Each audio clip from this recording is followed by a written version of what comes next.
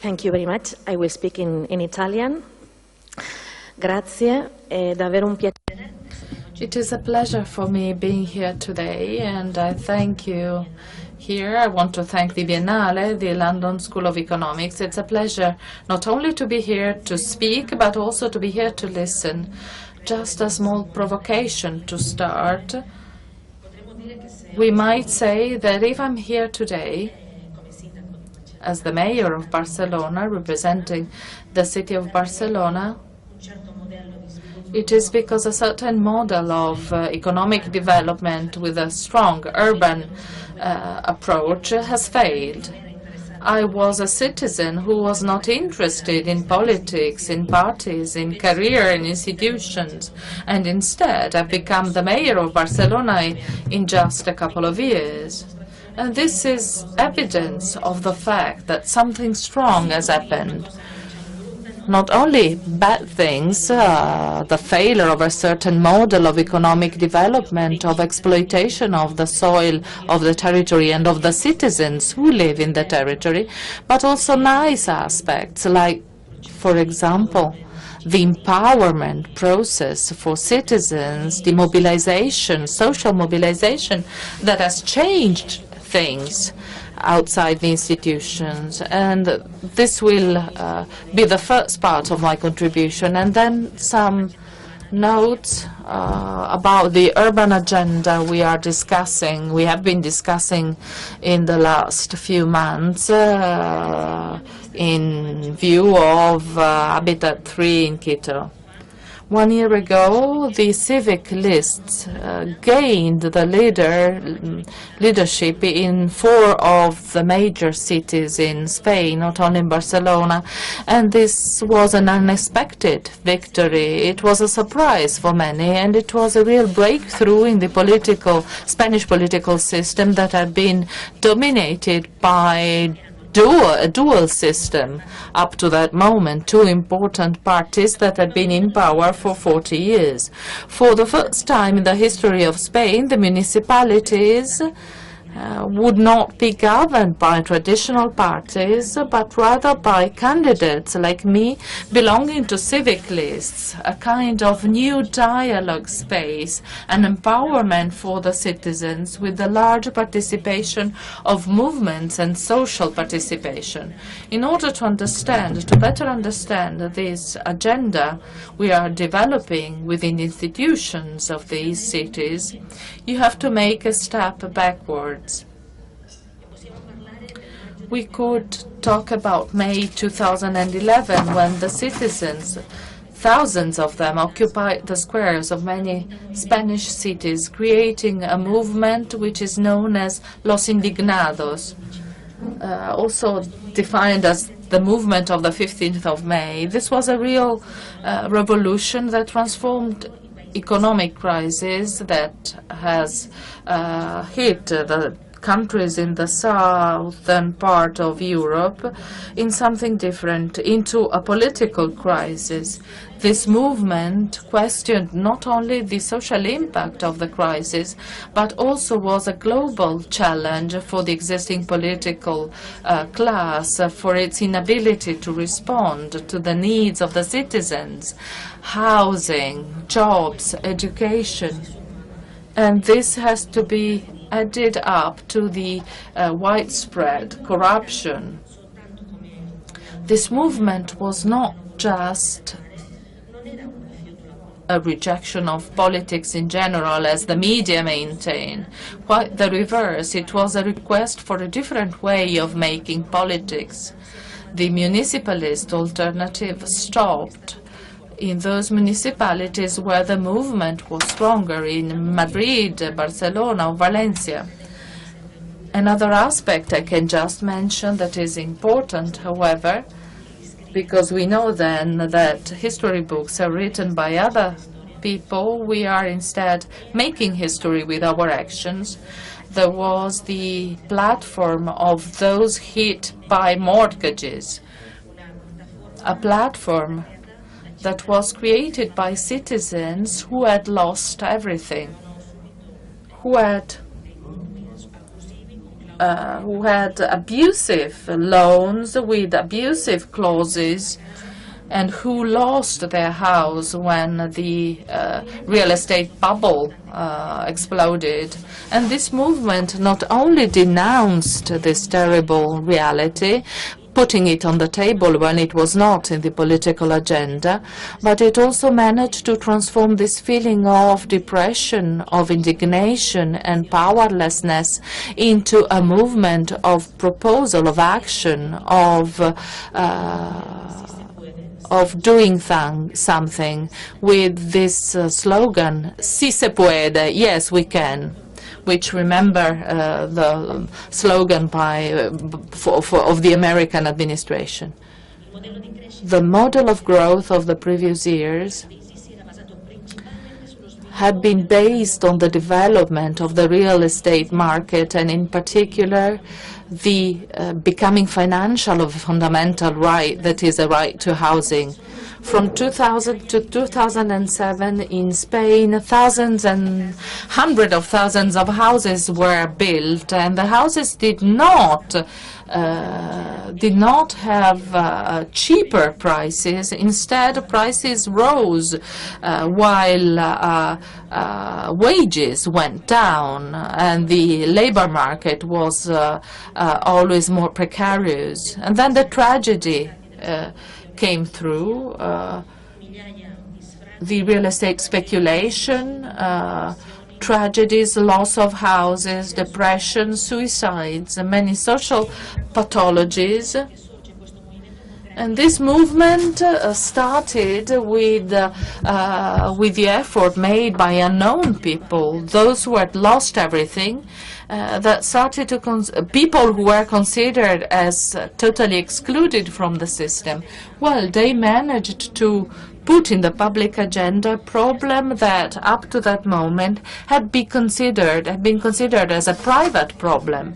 So they started denouncing this model. They started creating a community in the city where before just isolation and solitude existed.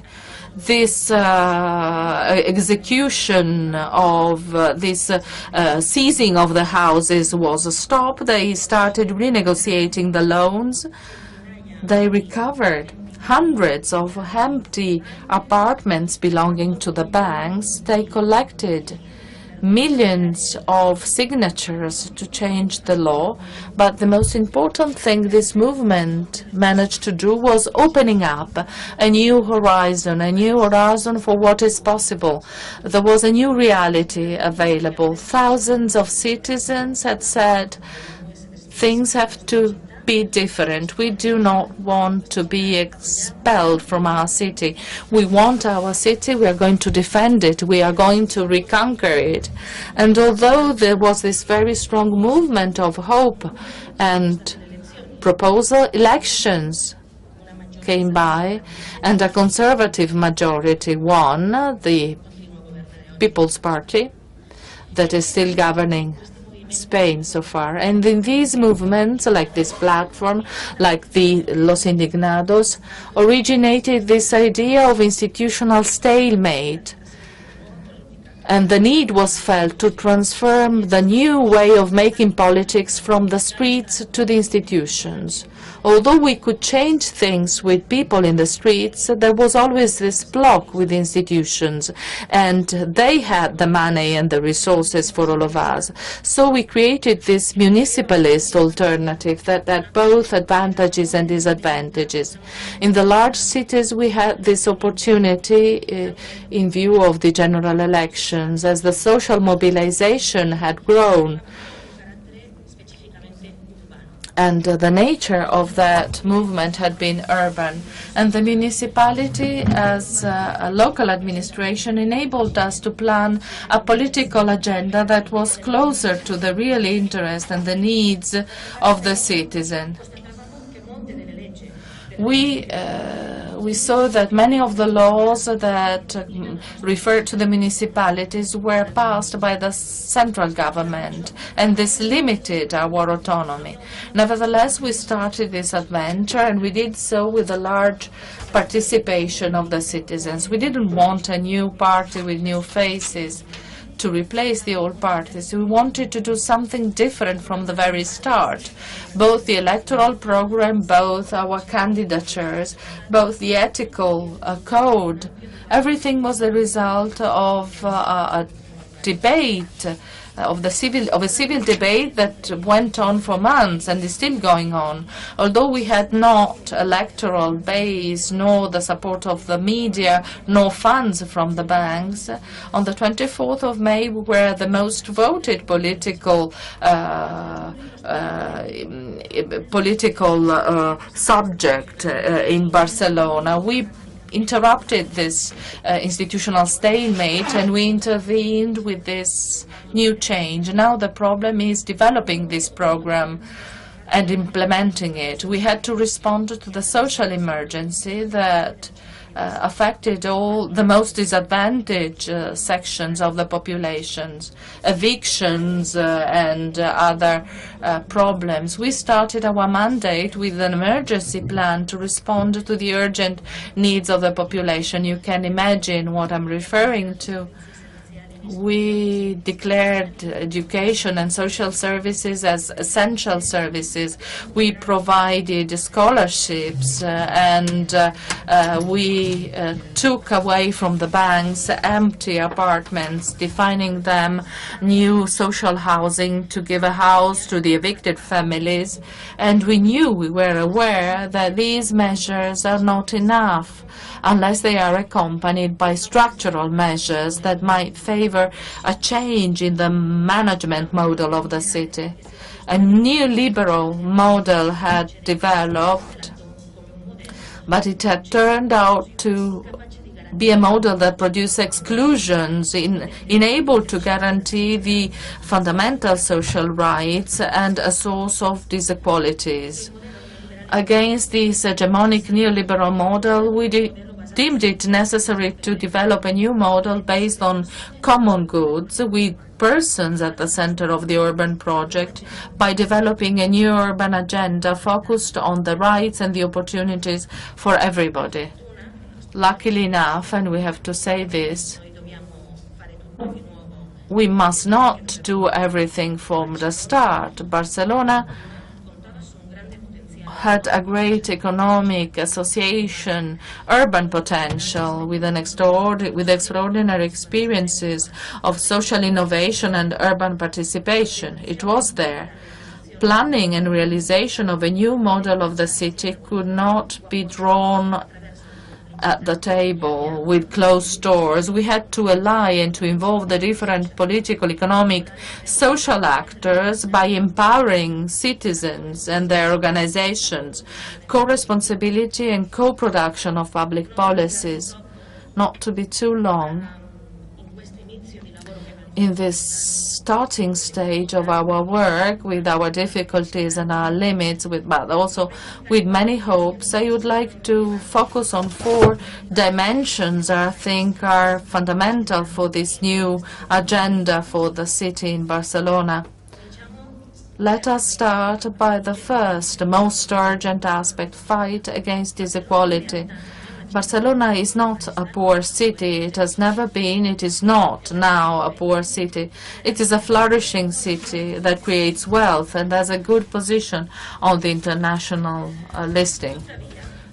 Nevertheless, the impact of the crisis was not the same for all groups and territories, and it focused on the lowest wage section of the population, and this further increased disequalities, both from the social and from the territorial point of view. Barcelona is a rich city with tourism, a city that has an urban model, an urban structure that was a model for other cities.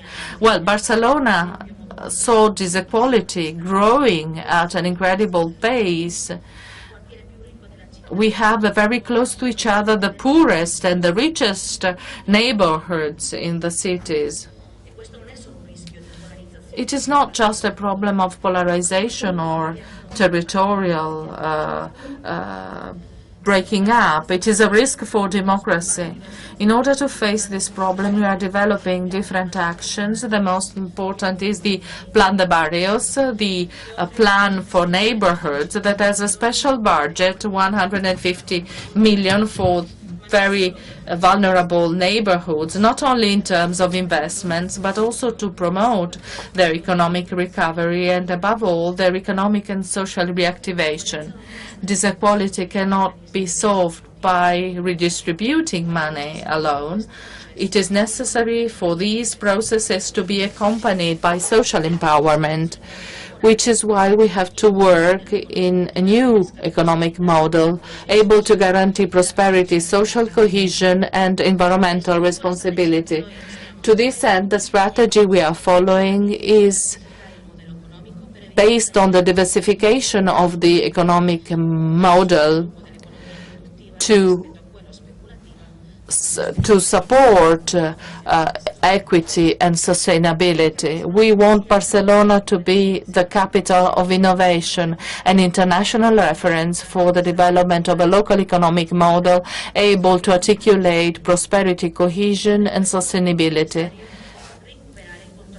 It is necessary for this to recover the control of the public institution, to define and develop a model of a city that can include community tradition that was typical of this city. A clear example of this idea of recovering the public leadership, a democratic leadership, is tourism.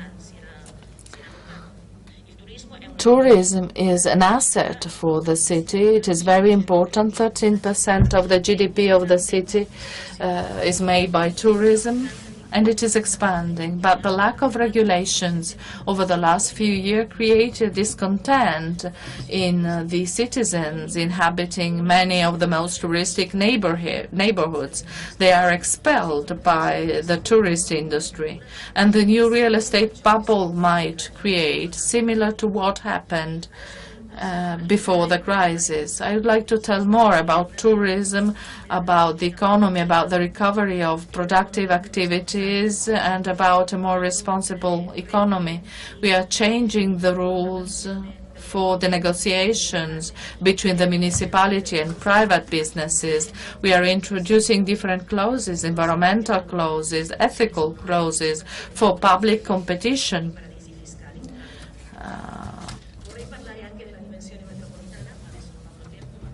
I would like to tell something more about the metropolitan aspect, but I will do so later on. As regards an international area, for the great global themes, the crisis of the migrant and the great challenge